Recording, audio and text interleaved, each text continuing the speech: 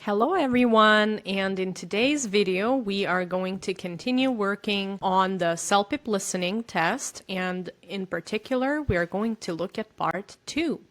Part 2, the name of part 2 is Daily Life Conversation. Remember that in the previous video we talked about the first part, which is called Listening to Problem Solving, and we talked about the format and some other life hacks and how to do well on the test. So today we will talk about task format, 4 categories of detail and what to pay attention to, the main trap that we have to deal with, and some cues like useful phrases and how to take notes for this part. First things first, the task format and what to expect on the exam day. Here you see the screenshot from the official site celpip.ca. This is what it's going to look like on a real test. And on our platform, we replicated the way it should look on a real test. So when you practice, you're going to be ready to come to the test center and take the test. So the second part of the CELPIP listening is a conversation. It's only one conversation. Now, compared to the first part, if you remember, it was broken into 3 parts, right? The first part. But the second part, there is no breakdown. So one section, one solid audio, it's just one piece of an audio and only like 2 minutes, no sections. And usually 2 people who talk, they know each other. They might be colleagues, they might be a sister and a brother or friends, because it's daily life conversation, remember. And we have 5 questions, and in this case you always have A, B, C, D, just like on every other section. And there is only text answers, so no more pictures, because sometimes in the first part they might give you a picture as an option. Remember that the timer is the same. It's always 30 seconds per question, just like it was in the first part. And the audio plays once, no replay, no pause, no rewind. For the purpose of practice, on the platform, we are going to be able to replay and pause if we need to, because sometimes we might have to talk about the answer, and because we are learning, right? We are not taking the test just yet. We are getting familiar with the format and some tips and tricks. Okay, so the next thing, there are 4 important details that the questions are based on. So for example, numbers, right? But sometimes you might see an easy question, yeah, like how much did it cost, and you have to choose a particular cost. To stress out here, to emphasize, is that sometimes the way the question is structured, for example, why did the price increase? So whenever you note the detail, you always have to note any other associated or connected explanation. So for example, if you have a price increase, so you gotta note why did it happen, because most likely you will have a question about that, but not just about this detail in particular, right? So not just like how much did it cost, but also the question why. The same regarding time and places and names. Always note as much as you can, but also be very attentive when it comes to explanation why. For example, if we have the time, or like the time of an appointment, sometimes the speaker might say something like, oh, we are going to change the time or the duration of something, and listen to the explanation why, because this is what is going to be tested. Okay, and the main trap is that the designers of CELPIP always test the attention, right? How well we can listen till the end, because the main trap is that people sometimes just lose their concentration and you miss the final detail or the final decision. So just like on every other part, but in this part in particular, I would say, listen to the final decision. What did they decide to do? Yeah. Be careful, because if somebody says, should we meet at 2 or 3? Oh, let's make it 3:30.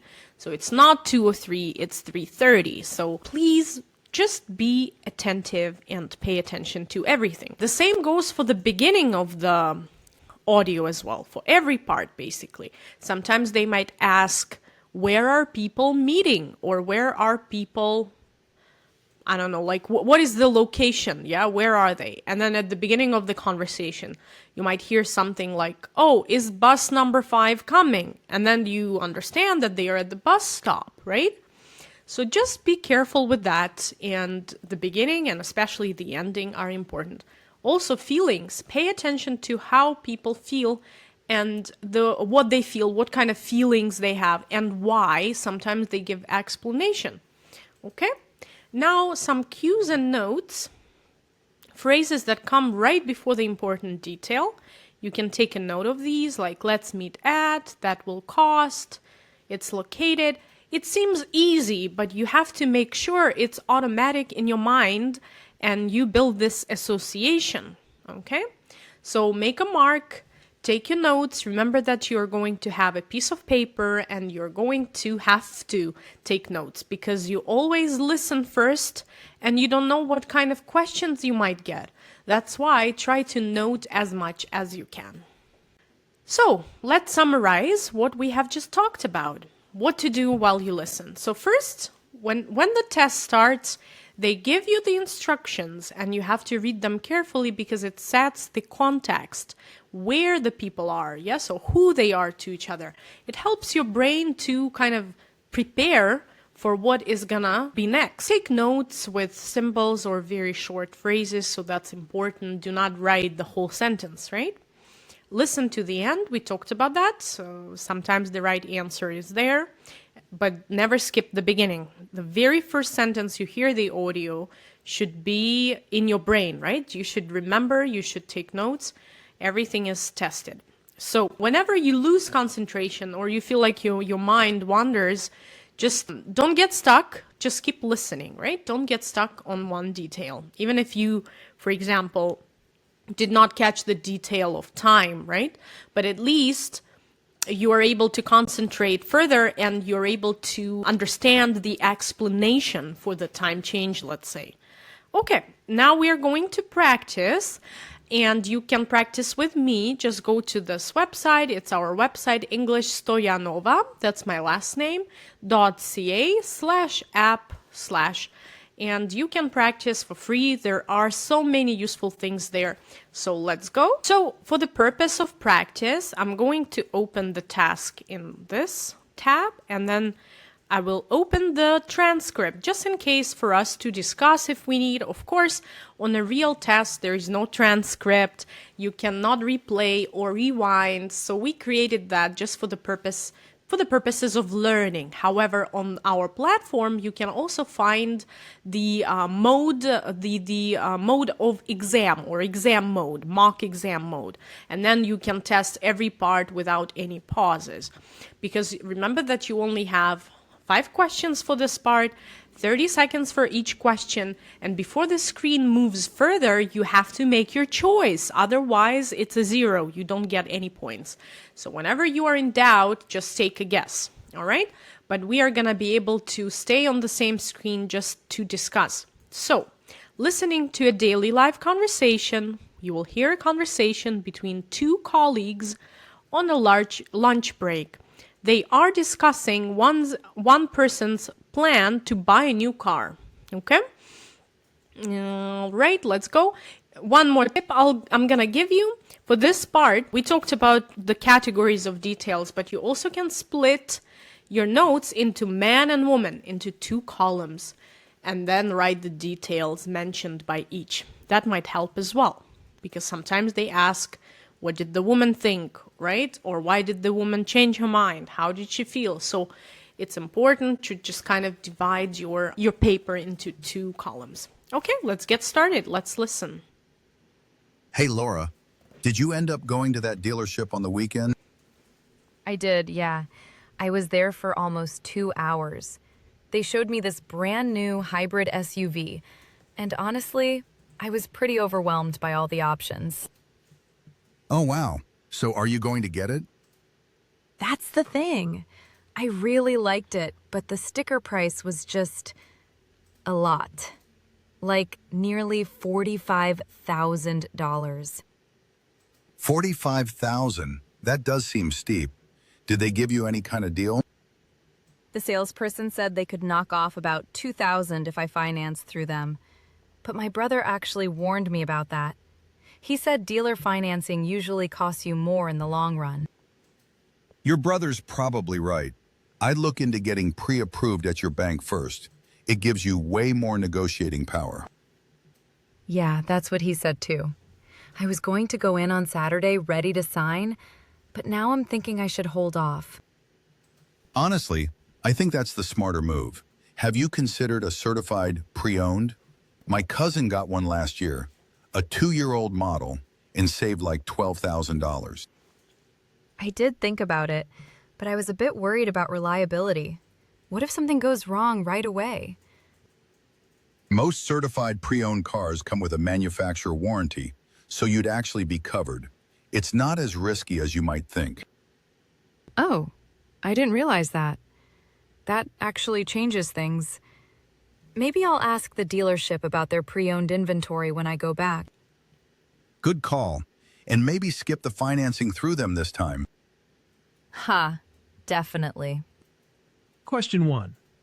What is the main thing Laura and Amir are talking about? Okay, so almost always is the first question. You have to think about the topic. What's the main thing? For the purposes of learning, we suggest you can always open the question. However, on a real exam, you only can hear the question, right? And you are not able to replay or show or see the question for yourself. But here, just to show you what is the main thing that they are talking about. And we have four things. Actually, it's always something that they talked about. So everything was mentioned, but you have to choose the main focus of the conversation. Why Laura decided not to visit the dealership. Laura's experience at a car dealership and what she should do next. How Amir's cousin found a reliable mechanic for his vehicle, or the best way to apply for a bank loan. So, of course, everything was mentioned, but clearly the main focus of the conversation was this one, right? That she had her experience there, she was sharing that some things went right, some things went wrong, and what she should do next, because now she's about to make her choice whether to buy a car or not, whether to get the financing or not. So here we go. That is the answer. And notice that, of course, we only have 30 seconds since we hear the question. So that's very important. Technically, it's always like 25 seconds to think. Make sure you make your choice before time runs out. On a real exam, the screen will move automatically. So if you don't choose anything, then it's a 0. So you technically do not gain any points, and it's very bad, right? So try to be attentive and make your choice. Are you ready for question 2? Let's go. Question 2. Why does Laura decide not to sign the car agreement right away? The idea, not to sign. Why not? Test the detail, right? Notice the timer. The dealership did not have the model she wanted in stock. Her brother cautioned her that the dealer's financing offer could end up costing more. The salesperson refused to reduce the price at all. She found a much cheaper car at a different dealership. So here is just whether you heard it or not, but she did mention her brother and that financing through the dealer could cost more. So if you have not taken any notes, so always take a guess. But that's what was mentioned, and I can even show you right away here. Yes? So my brother actually warned me about that. He said dealer financing usually costs you more in the long run, so in the future. And that's exactly the detail that they are testing us on. All right? Now, 3 more questions. Question 3, are you ready? By the way, if you want to see the question just for this one, take a look. Why does Laura decide not to sign the car agreement? That was the question. Right away means like now, very fast, right? She's thinking. Oh, careful with these not. Sometimes people, that's the way our brain works. Sometimes we just ignore not. So careful. It might be useful for the reading section especially. Let's go number 3. Question 3. What was Laura's concern about buying a certified pre-owned car? Okay. She was concerned the dealership did not carry any pre-owned models. Sometimes if you know for sure that it was not mentioned, you can eliminate it right away. Yeah. So she worried it might break down, she would not be protected. She had already put a deposit down on a brand new vehicle. She thought pre-owned cars were more expensive than the new ones. So again, the question, what was Laura's concern? What did she worry about? What did she worry about? Here, it's either you caught this detail or not, but let me show you. Here, Amir says, have you considered a certified pre-owned? My cousin got one last year, and she said, I was a bit worried about reliability. So what does it mean? She kind of explains, what if something goes wrong right away, yes? So whenever you hear a more difficult word, do not get kind of upset about it, just listen carefully because then the explanation follows. So in our case here, she worried it might break down. Okay, so that would be the answer. Sometimes if you haven't heard like deposit, you could eliminate it right away and say, no, this is not the right answer. So sometimes it helps just to boil down your options just to 2 options or 1 option. So that helps. Okay, and we have 2 more questions. Let's go. Number 4. Question 4. By the end of the conversation, what has Laura decided to do? Okay, what has she decided to do?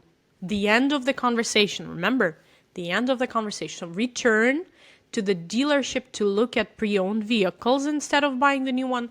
Contact her bank, apply for a loan, sign the financing agreement with the dealership, ask her brother to negotiate with the salesperson on her behalf. So, remember that yes, the loan was mentioned, but she's not going to go to the bank just yet. So, after talking to this colleague, Amir, actually, she realized, yes, that maybe I'll ask the dealership about their pre-owned inventory when I go back. So that was the answer right there and then. So it's about going, so returning, yes, and looking at pre-owned vehicles. That's just a detail. So notice that 3 questions were already about the details or choices, and in this case, let me show you by the end of the conversation. And I told you that in most cases, they ask what happened at the end. What did they decide to do? So that's important to take a note of. So the last question, are you ready? Question 5. When Laura says she was pretty overwhelmed by all the options at the dealership, what does she most likely mean? So again, here we have keywords overwhelmed. It means a lot of feelings, a lot of things to deal with. And at the dealership. So this type of question is called inference. So you're going to make a logical guess based on what you heard. Okay? That's a more difficult type of question because we have general questions just asking what's the main topic. Specific details, those are pretty straightforward. Depends on what you heard or not, if you have taken notes or not. And this type of question is actually most likely. So we have to take a guess based on what we heard. She felt confused and under pressure because there was so much to take in. She was disappointed because the salesperson didn't explain the options clearly. She was frustrated that none of the available models matched what she wanted. She found the variety of choices exciting. So remember that she said, and let me show you again, a lot of details, right? I was there for 2 hours. I was overwhelmed by all the options. And notice now what I told you about before. Pay attention from the get-go, from the very beginning. So here we have this phrase at the very beginning, not at the end, though we do understand that there's so many things they talked about. But at the very beginning, in her first statement here, in her first couple of sentences, she said, I was pretty overwhelmed by all the options. So technically, it's not even like guessing, but you still have to analyze a little bit what follows. So, all the options, that's important. And it's a paraphrase, overwhelmed, so she didn't know what to do and all the options, so she had to make a choice.